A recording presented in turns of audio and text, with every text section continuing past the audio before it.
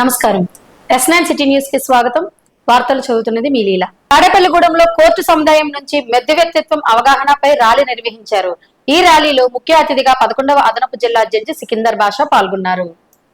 జిల్లా జడ్జి సికిందర్ బాషా మాట్లాడుతూ సుప్రీంకోర్టు ఆదేశాల మేరకు ఈ కార్యక్రమం నిర్వహించామని, మధ్య వ్యక్తిత్వంపై ప్రజలకు అవగాహన కల్పిస్తున్నామని ఆయన తెలిపారు.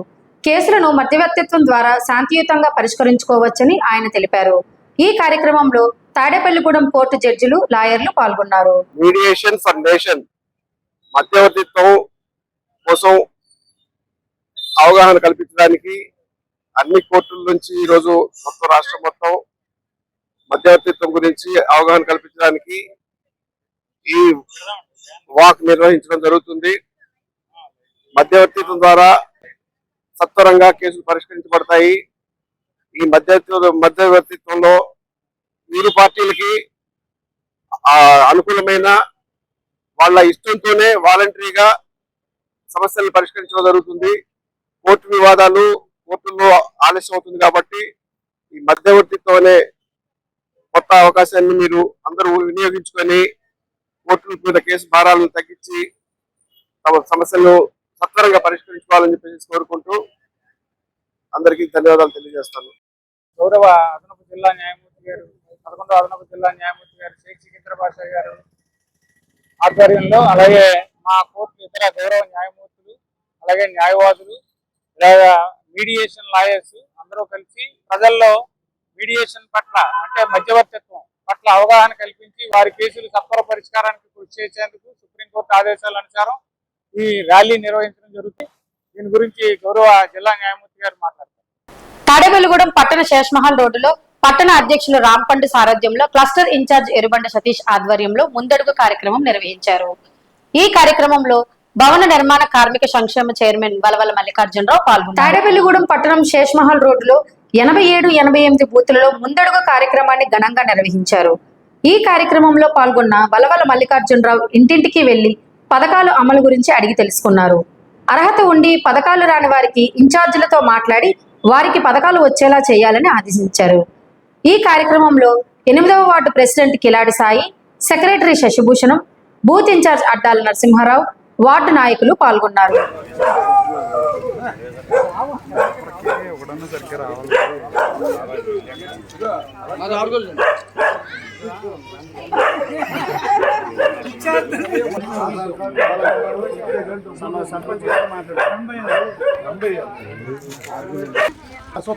ఎందుకు రాదు?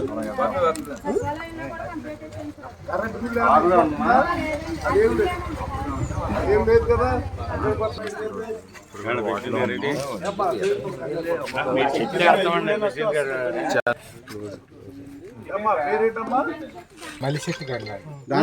అమ్మాయి ఇక్కడ చదువుతుంది. ఏ క్లాసు? 7th క్లాస్ చదువుతుంది. వాళ్ళకి గ్యాస్ వస్తుంది. వాళ్ళకి ఏం కరెంటు బిల్లు ఎక్కువ రాలేదు. పాపకి తల్లికి వందనం ఎందుకు పడలేదమ్మా?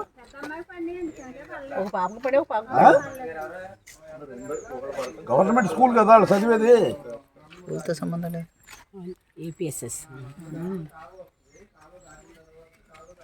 ఈ స్కూల్ నుంచి డేటా రావాలని అంటే మీరు చెయ్యాలిగా ఆన్లైన్.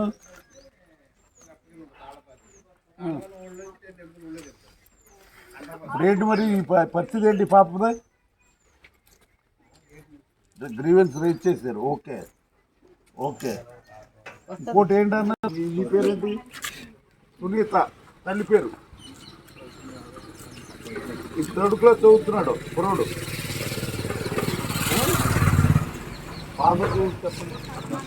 పద్మాక ఈ కంపల్సరీగా ఈ 2 చేసి పెట్టు.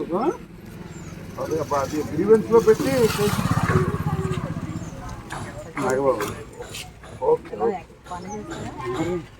ఖచ్చితంగా ఉంటుంది కదా. దాంట్లోని ఖచ్చితంగా వస్తుంది. 2 స్థలాలు, 2 సెంట్ల స్థలం వస్తుంది. అప్లికేషన్ పెట్టుకోండి. మొన్నే రెవెన్యూ మినిస్టర్ గారు మనకు లేఖ రాశారు. అర్హులైన వాళ్ళు ప్రతి ఒక్కళ్ళకే వాళ్ళు వీళ్ళని చూడరు, అందరికీ ఇస్తారు. తాడేపల్లిగూడెం జర్నలిస్టుల welfare association press club APUWJ అనుబంధ ఆధ్వర్యంలో కీర్తిశేషులు సూరంపూడి వెంకటరమణ సంస్మరణ సభ బుధవారం నిర్వహించారు. స్థానిక ప్రెస్ క్లబ్ కార్యాలయంలో ప్రెసిడెంట్ తమ్మిశెట్టి రంగసురేష్ నిర్వహణ ఏర్పాట్లలో జరిగిన ఈ సభకు ప్రెస్ క్లబ్ ప్రధాన కార్యదర్శి గొలిసే బుజ్జిబాబు అధ్యక్షత వహించారు. సూరంపూడి వెంకటరమణ చిత్రపటానికి పుష్పాంజలితో పలువురు నివాళులు అర్పించారు. ముందుగా 2 నిమిషాల మౌనం పాటించి శ్రద్ధాంజలి ఘటించారు. సుమారు 4 దశాబ్దాల పాటు సూరంపూడి వెంకటరమణ ఈనాడు విలేకరుగా విశేషమైన సేవలు అందించారని పేర్కొన్నారు. స్వతహాగా రంగస్థల నటుడైన రమణ బుల్లితెర, వెండితెర మీద పలు పాత్రలు పోషించారని గుర్తు చేశారు. ప్రభుత్వ ఉపాధ్యాయుడిగాను ఆయన రాణించారన్నారు. ఇలా జర్నలిస్టుగా, టీచర్గా, కళాకారుడిగా రమణ మాస్టారు బహుముఖ పాత్రలు పోషించారని కొనియాడారు. ఈ కార్యక్రమంలో తాడేపల్లిగూడెం ప్రెస్ మీట్ క్లబ్ సభ్యులు పాల్గొన్నారు.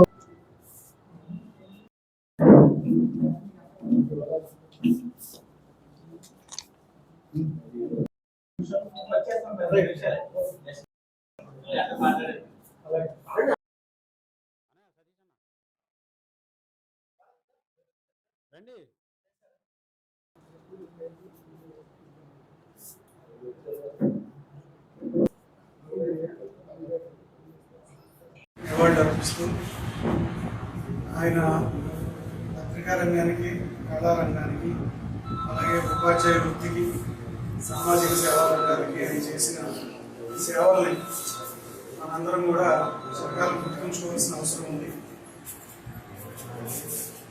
ఆయనది కత్తిల దగ్గర కంచుమర్రు అనే స్వగ్రామం అయింది. కంచుమర్రు కర్ణం గారి కుటుంబం. ఆ కుటుంబానికి కొంచెం స్వాతంత్రోద్యమంతో సంబంధం ఉంది. తర్వాత పబ్లిక్ లైఫ్లో కూడా ఆ కుటుంబంలో చాలామంది ఇంపార్టెంట్ రోల్ ప్లే చేశారు. అత్తిలి కాలేజీలో డిగ్రీ చదువుతూ ఉండగా కాలేజీ లెక్చరర్ గారి ద్వారా ఆయనకి ఈనాడు సంస్థతోటి అనుబంధం వచ్చింది. ప్రసాద్ గారు అని చెప్పి ఆయన ఎకనామిక్స్ లెక్చరర్ గారు. ఆ రోజుల్లో ఈనాడు సంస్థతో ఆయనకి సంబంధాలు ఉండటం వల్ల అత్తిల్లో ఒక మంచి రిపోర్టర్ కావాలి మాకని చెప్పి లెక్చరర్ గారిని ఆ సంస్థ యాజమాన్యం అడిగితే ఆయన ద్వారా రమణ యాక్టివ్గా ఉన్నాడు, కళాకారుడు, అప్పటికే మేము క్రియేట్ సత్తాగా బ్రహ్మానందం గారు అక్కడ లెక్చరర్, ఆ కాలేజీలో ఆయన స్టూడెంట్, మాస్టర్ కూడా కల్చరల్ యాక్టివిటీస్లో యాక్టివ్గా ఉండేవాళ్ళు. ఆ కారణం చేత ఆయన ఈనాడు రిపోర్టర్గా జాయిన్ అయ్యారు. అత్తిలి డేట్ లైన్ ఈనాడు ఆయన సూరంపూడి రమణ గారు. ఆ డేట్ లైన్ క్రియేట్ అయిన తర్వాత చాలా కాలం పాటు కాలేజ్ స్టూడెంట్గా ఉండగాను, చదువు అయిపోయి కూడా ఆయన న్యూస్ స్టూడియో విలేకరుగా పనిచేశారు. ఆ తర్వాత ఆయనకి 1923లో టీచర్ పోస్ట్ వచ్చింది. టీచర్ పోస్ట్ వచ్చిన తర్వాత కూడా ఈనాడు రిపోర్టర్గా ఆయన కంటిన్యూ అయ్యారు. చాలా కాలం చాలా సెంటర్లో పనిచేసినప్పుడు ప్రతి డేట్ లైన్ నుంచి వార్తలు రాశారు. ఆ తర్వాత ఆయన తాడేపల్లిగూడెం ట్రాన్స్ఫర్ అయ్యి వచ్చారు. ఈరోజు మనం ఈ విధంగా సమావేశమే సూరంపూడి రమణ మాస్టర్ గురించి మాట్లాడుకోవాల్సి వస్తుంది. మనం ఎవరు కూడా ఊహించలేదు. ఎందుకంటే ఆయన చాలా ఆరోగ్యవంతులుగా తిరుగుతున్న మనిషి.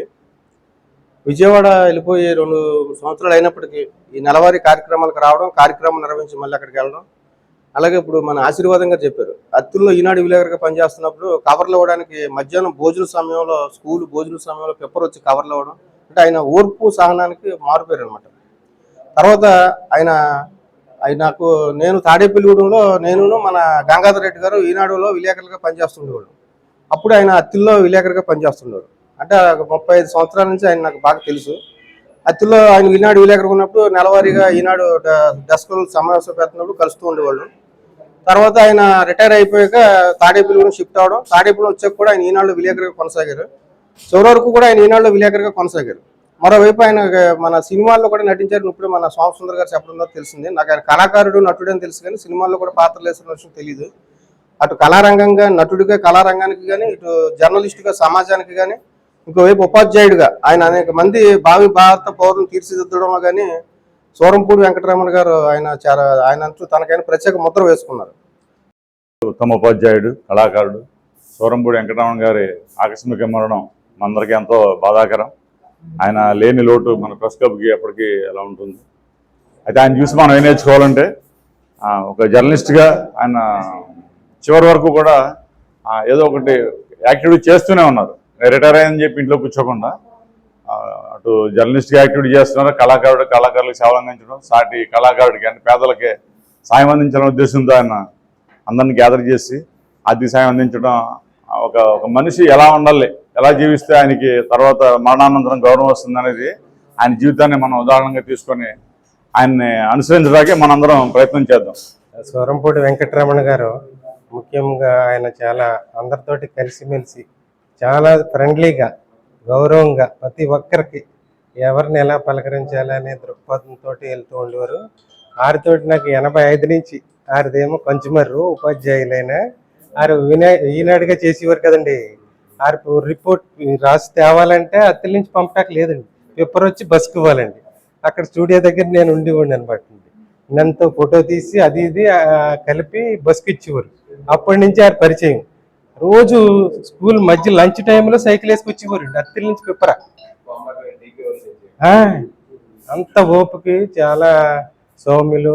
తాడేపల్లిగూడెం జాతీయ రహదారిపై రోడ్డు ప్రమాదం, ఒకరు మృతి, మరొకరికి గాయాలు. గాయాలైన వ్యక్తిని చికిత్స నిమిత్తం తాడేపల్లిగూడెం ఏరియా ఆసుపత్రికి తరలించారు. తాడేపల్లిగూడెం జాతీయ రహదారిపై బుధవారం ఉదయం ట్రాక్టర్ ను ఢీకొట్టిన టాటా ఎంట్రో వ్యాన్ ప్రమాదం చోటు చేసుకుంది. ఈ ప్రమాదంలో ట్రాక్టర్ డ్రైవర్ దర్శిపాము శ్రీను మృతి చెందగా వ్యాన్ డ్రైవర్ హరీష్ తలకు తీవ్ర గాయమైంది. దర్శిపాము శ్రీను ద్వారకా తిరుమల మండలం కోడుగూడెం గ్రామానికి చెందినవాడు కాగా, హరీష్ తిరుపతి జిల్లా బంగారుపాలెం గ్రామానికి చెందిన వ్యక్తిగా గుర్తించిన పోలీసులు. ఇరువురు తణుకు వెళ్తుండగా తాడేపల్లిగూడెం జాతీయ రహదారిపై ప్రమాదం చోటు చేసుకున్నట్లు పోలీసులు తెలిపారు. కేసు నమోదు చేసి దర్యాప్తు చేపట్టినట్లుగా రూరల్ పోలీసులు తెలిపారు. శ్రీను మృతదేహాన్ని పోస్టుమార్టం నిమిత్తం తాడేపల్లిగూడెం ఏరియా హాస్పిటల్కి తరలించారు.